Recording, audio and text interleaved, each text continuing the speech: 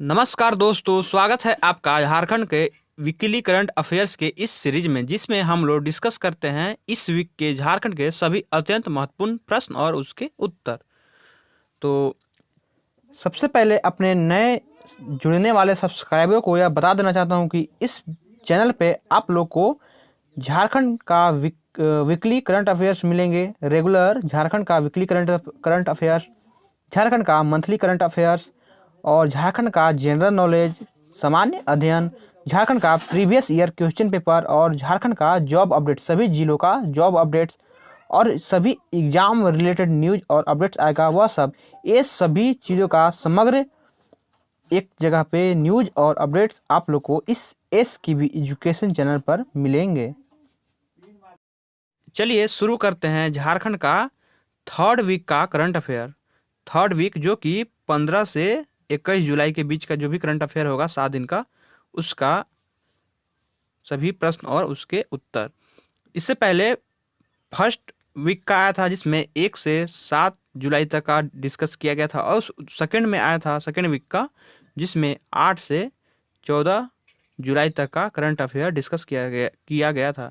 और अब है यह थर्ड वीक, यानी 15 से लेकर 21 जुलाई तक का करंट अफेयर। और बाकी जो फोर्थ वीक होगा, यानी 22 से लेकर लास्ट मंथ तक, उसका करंट अफेयर लास्ट वीक में आ जाएगा।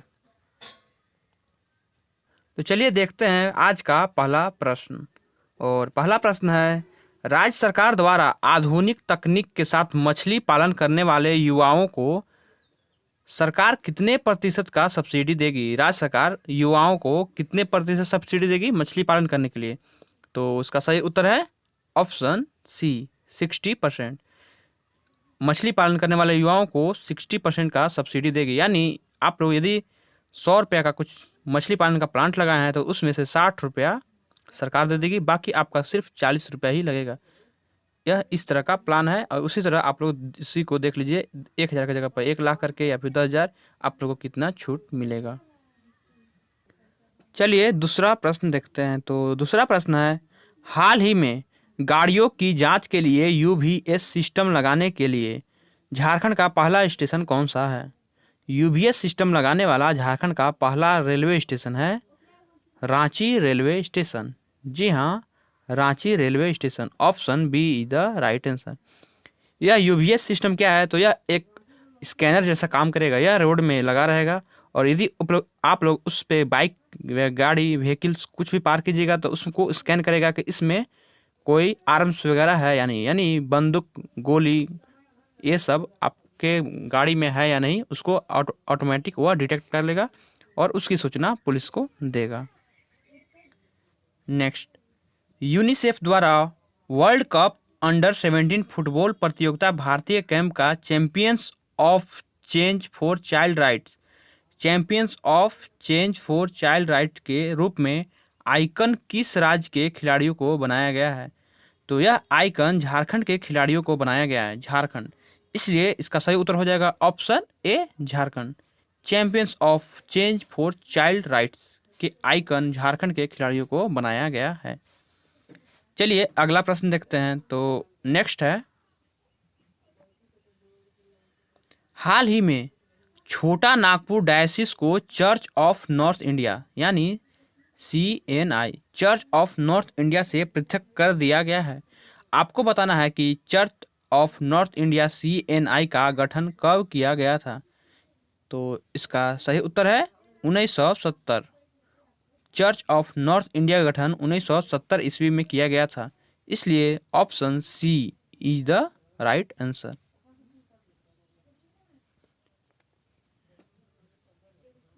नेक्स्ट, देश के पहले दृष्टि बाधित IAS अधिकारी कौन हैं जो कि हाल ही में झारखंड के बोकारो जिले में DC का पदभार ग्रहण किए हैं? डिस्ट्रिक्ट कमिश्नर का पदभार ग्रहण किए हैं। उपायुक्त, तो बोकारो के हाल ही में उपायुक्त बने हैं राजेश कुमार सिंह। राजेश कुमार सिंह, और यह देश के पहले दृष्टिबाधित IAS अधिकारी हैं। दृष्टिबाधित यानी आँखों में थोड़ा सा प्रॉब्लम है।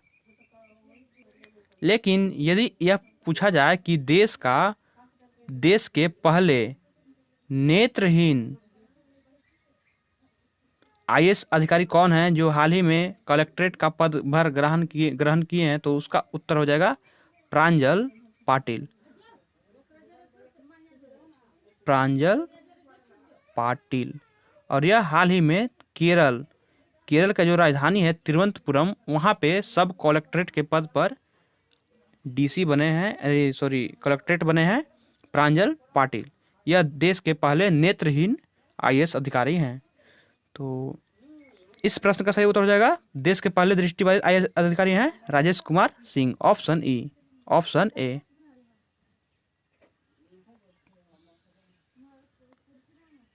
यहाँ पे देख लीजिए, देश के पहले नेत्रहीन आईएएस अधिकारी प्रांजल पाटिल हैं और यह तिरुवनंतपुरम में कलेक्ट्रेट के पद पर आसीन हैं।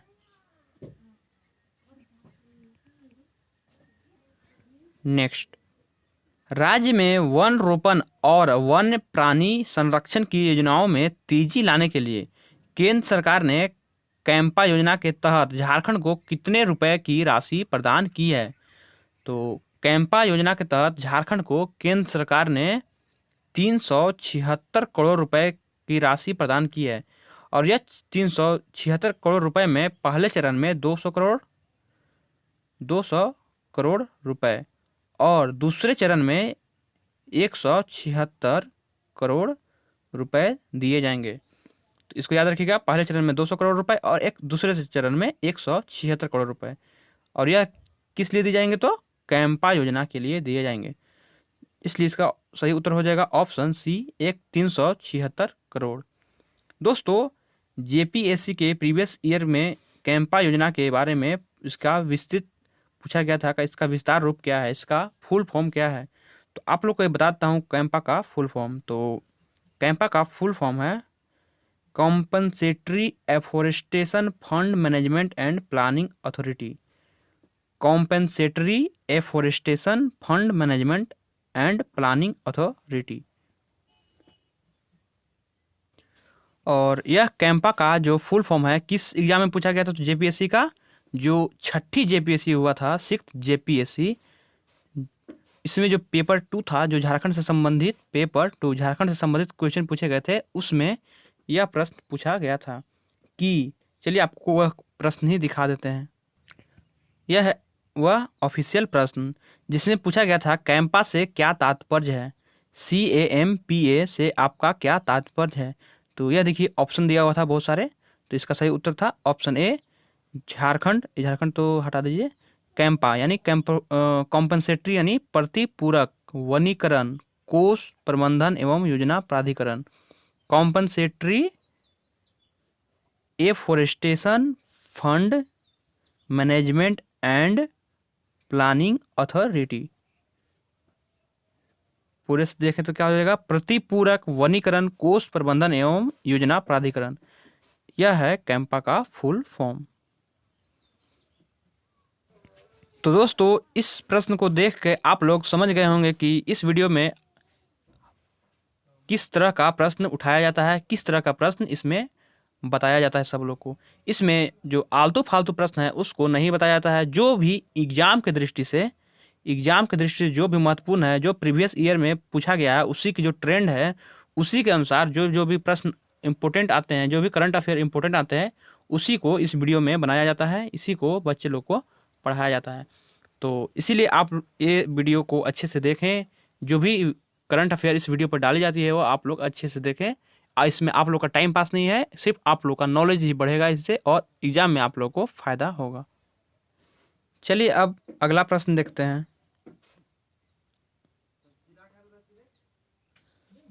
राज्य के विद्यालयों एवं कॉलेजों में किस वर्ग के विद्यार्थियों के विकास के लिए एकेडमिक सपोर्ट प्रोग्राम की शुरुआत की गई है? तो राज्य के जो विद्यालय एवं कॉलेज में हैं उसमें जो भी अनुसूचित जाति यानी SC, अनुसूचित जाति यानी शेड्यूल कास्ट के जो भी लोग हैं, जो भी बच्चे लोग हैं, उनके विकास के लिए एकेडमिक सपोर्ट प्रोग्राम की शुरुआत की गई है। इसलिए इस प्रश्न का सही उत्तर हो जाएगा ऑप्शन बी, अनुसूचित जाति। नेक्स्ट, नाबार्ड की 39वां स्थापना दिवस पर राज्य स्तरीय स्वयं सहायता समूह परियोजना का सर्वश्रेष्ठ पुरस्कार किसे मिला है? नाबार्ड का NABARD नाबार्ड, जिसका फुल फॉर्म होता है national bank for agriculture and research development. National bank for agriculture and research development, जिसको हिंदी में बोलते हैं राष्ट्रीय कृषि एवं ग्रामीण विकास बैंक। राष्ट्रीय कृषि एवं ग्रामीण विकास बैंक। तो नाबार्ड की 39वां स्थापना दिवस पर सर्वश्रेष्ठ पुरस्कार सरस्वती महिला समिति को मिला है। सरस्वती महिला समिति। और यह सरायकेला खरसावां जिले का एक स्वयं सहायता समूह ग्रुप है, एक NGO जैसा ही काम करता है। अब नाबार्ड का नाम आया है तो नाबार्ड के बारे में डिटेल्स जानते हैं। तो नाबार्ड का जो गठन हुआ था वह हुआ था 12 जुलाई 1983। ये याद रखिएगा, 1983 में नाबार्ड का गठन हुआ था और इसका हेडक्वार्टर मुंबई में स्थित है, मुख्यालय मुंबई में स्थित है। और इसके अध्यक्ष हैं, चेयरमैन हैं हर्ष कुमार वानवाला।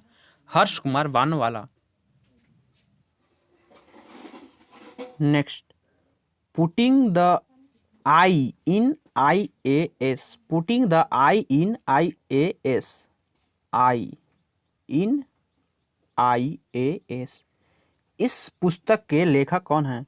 तो दोस्तों इस प्रश्न का उत्तर आप लोग समझ ही गए होंगे। यदि नहीं समझ पाएंगे तो हिंट भी दे देता हूँ। आई इन IAS, आई यानी आँख, दृष्टि, IAS। तो अभी इस प्रश्न का पहले उत्तर बता चुका हूँ कि देश के पहले दृष्टिबाधित DC कौन बने हैं, तो उनका नाम है राजेश कुमार सिंह।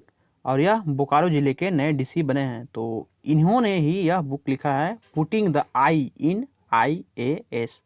इसलिए इस प्रश्न का सही उत्तर हो जाएगा ऑप्शन A, राजेश कुमार सिंह। और इसको याद करने में भी आसानी हो जाएगी, क्योंकि आई इन IAS दोनों नाम से ही पता चल जा रहा है कि यह कोई IAS ही लिखे हैं और उनका आँख में थोड़ा सा आँख से रिलेटेड है यह प्रश्न, इसलिए इस प्रश्न का सही उत्तर हो जाएगा राजेश कुमार सिंह। नेक्स्ट, झारखंड ग्रामीण विकास विभाग द्वारा किस मोबाइल ऐप के माध्यम से राज्य में लौटे प्रवासियों का डाटाबेस तैयार किया जा रहा है? तो झारखंड ग्रामीण विकास द्वारा जो मोबाइल ऐप है उसका नाम है मिशन सक्षम मोबाइल ऐप के द्वारा जो राज्य में लौटे प्रवासी हैं उनका डाटाबेस तैयार किया जा रहा है। उनका डिटेल्स लिखा जा रहा है कि वह कहाँ से आए हैं, क्या क्या काम करते हैं, क्या उनका क्वालिफिकेशन है, क्या उनका मतलब कि एक्सपीरियंस है वगैरह, ये सब, ताकि उनके बारे में फिर कोई योजना बनाया जा सके। Next, sample registration system SRS sample registration system के अनुसार झारखंड में प्रसव के दौरान मातृत्व मृत्यु दर 76 से घटकर कितनी हो गई है? तो यह बहुत ही महत्वपूर्ण प्रश्न है। तो इसका सही उत्तर है 71। जो मातृत्व मृत्यु दर है 76 से घटकर 71 हो गई है, इसलिए इसका सही उत्तर हो जाएगा ऑप्शन C। जो राष्ट्रीय औसत है, नेशनल एवरेज, वह है 113। मातृत्व मृत्यु दर का राष्ट्रीय औसत है 113, लेकिन झारखंड का उससे बहुत ही कम है 71। और सबसे ज़्यादा मातृत्व मृत्यु दर है असम में। कहाँ पे? तो आसाम में, और वहाँ पे है कितना है 215। और पड़ोसी राज्य बिहार का जान ले तो बिहार का है 149 मातृत्व मृत्यु दर।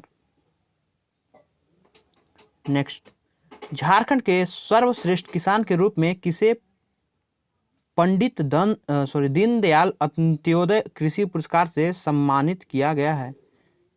पंडित दीनदयाल अंत्योदय कृषि पुरस्कार से हाल ही में गंदुरा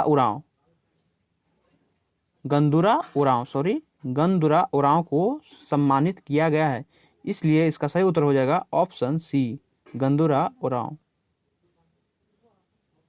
और यह रांची के मांडर के रहने वाले हैं। कहाँ के? तो रांची के मांडर के रहने वाले हैं। नेक्स्ट, साहेबगंज से मनिहारी के बीच गंगा नदी पर पुल बनाने के लिए केंद्र सरकार ने कितने रुपए की राशि की स्वीकृति दी है? यह है साहेबगंज सॉरी, यहाँ पे देखिए यह है मनिहारी, नॉर्थ में मनिहारी और साउथ में साहेबगंज।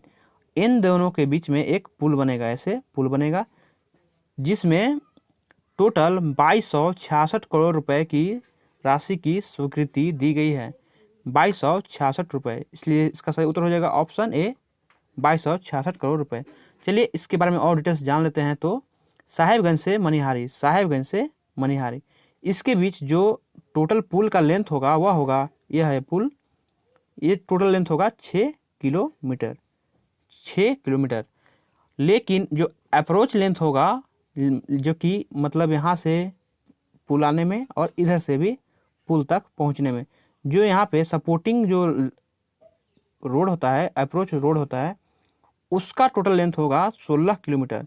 मान लीजिए 8 किलोमीटर इधर और 8 किलोमीटर इधर, 16 किलोमीटर यह होगा अप्रोचिंग लेंथ, अप्रोचिंग रोड का लंबाई।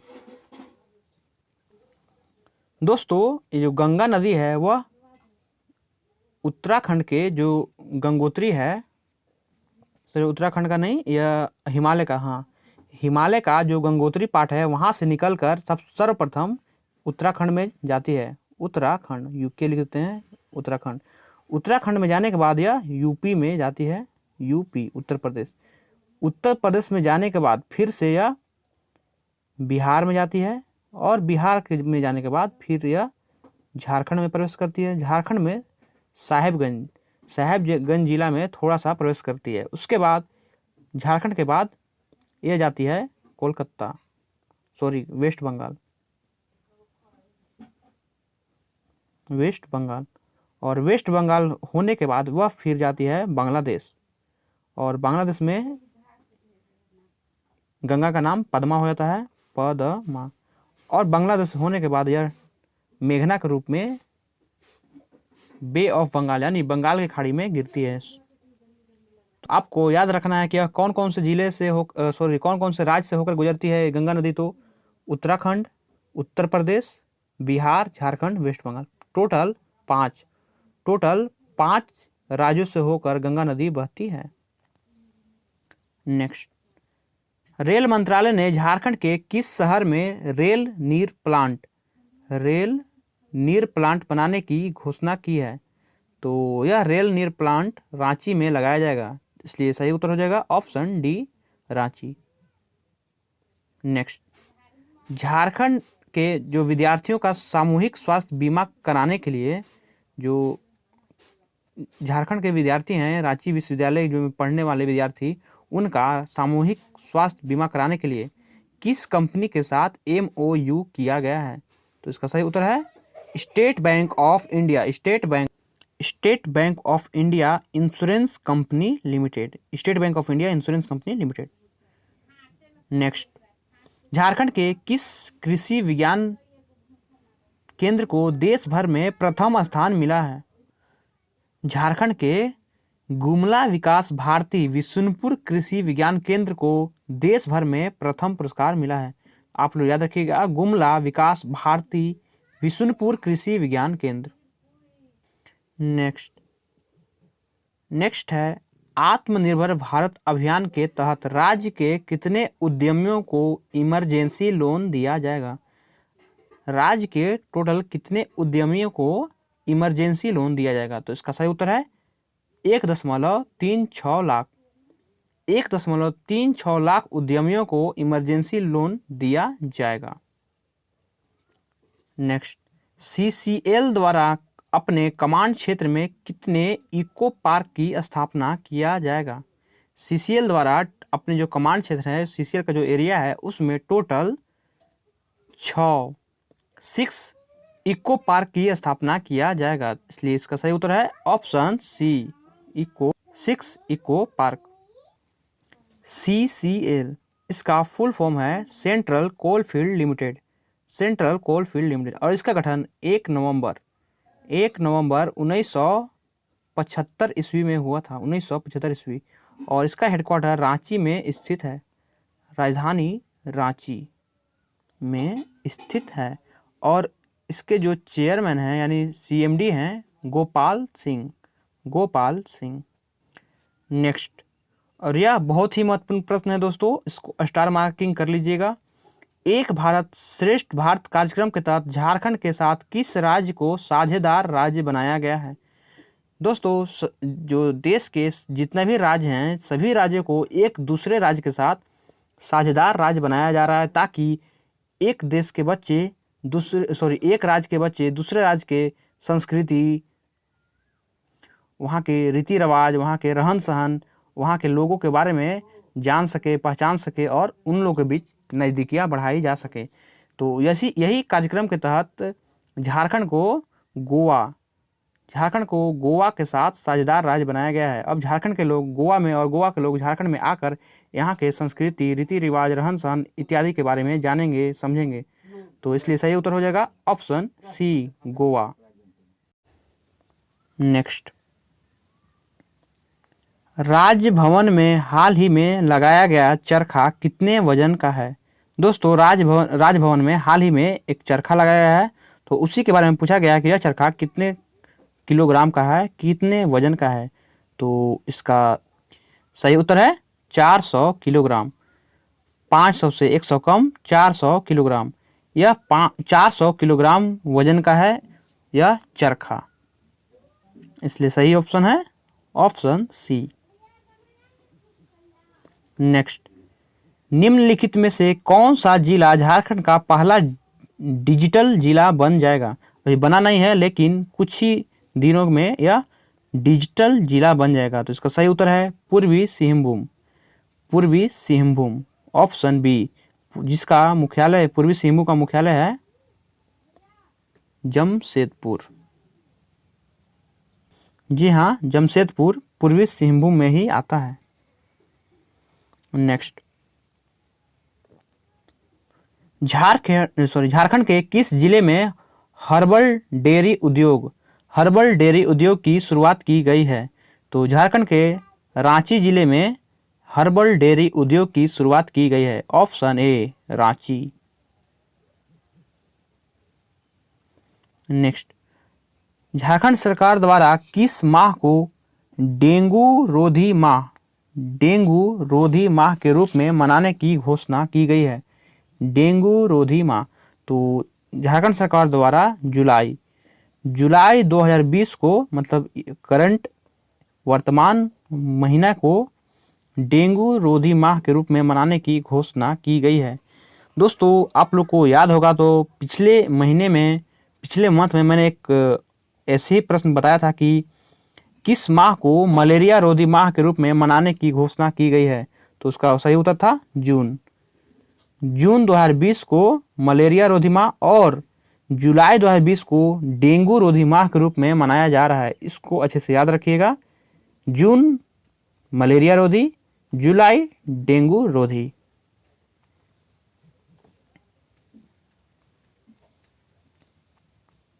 नेक्स्ट,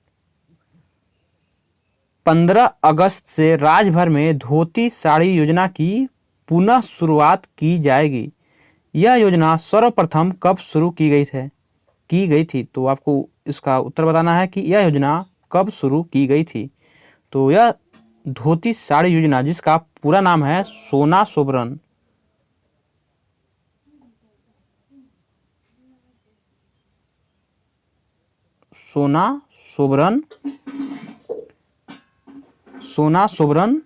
धोती साड़ी योजना, बस इसमें आप लोग लगा लीजिएगा सोना सोबरन धोती साड़ी योजना। तो यह योजना की शुरुआत 26 जनवरी, कब? तो गणतंत्र दिवस के दिन 26 जनवरी 2014 ईस्वी में, यानी 26 जनवरी 2014 को यह सोना सोबरन धोती साड़ी योजना की शुरुआत की गई थी, जो कि उसमें JMM की सरकार थी, हेमंत सोरेन की सरकार थी। लेकिन जब रघुवर दास की सरकार आई 2014 में 15 में, तो उन्होंने इसको बंद कर दिया था। लेकिन अब दोबारा से हेमंत सरकार की यह सोना सोबरन धोती साड़ी योजना को शुरुआत की गई है। इसमें मात्र 10 रुपये में धोती, साड़ी, लुंगी ये सब को मिल जाएगा BPL वाले को। और इसमें धोती साड़ी योजना में जो बजट में प्रावधान है वह है 200 करोड़ रुपए का। 200 करोड़ रुपए यह है बजट में इसका प्रावधान। नेक्स्ट, वित्तीय वर्ष 2020-21 में सूक्ष्म सिंचाई योजना के तहत राज्य के किसानों को कितने राशि आवंटित की गई है? तो 2020-21 में सूक्ष्म सिंचाई योजना के तहत जो किसानों हैं, राज्य के किसानों को 219.14 करोड़ रुपए आवंटित किए गए हैं। इसलिए इसका सही उत्तर है ऑप्शन ए। और यह प्रश्न इस वीकली करंट अफेयर का लास्ट प्रश्न था। इसी के साथ यह वीडियो यहीं पे ख़त्म होता है। यदि आप लोग इस वीडियो का PDF चाहते हैं तो आप हमारे टेलीग्राम ग्रुप ज्वाइन करें, जिसका लिंक नीचे डिस्क्रिप्शन बॉक्स में दिया हुआ है। तो यदि वीडियो अच्छा लगा होगा तो इस वीडियो को लाइक तथा शेयर करें और इस चैनल को सब्सक्राइब करें तथा बेल आइकन दबाएं, ताकि इस चैनल से झारखंड से संबंधित सभी न्यूज़ और अपडेट आपके पास जल्द से जल्द पहुंच सकें। तो मिलते हैं अगले वीडियो में। जय हिंद।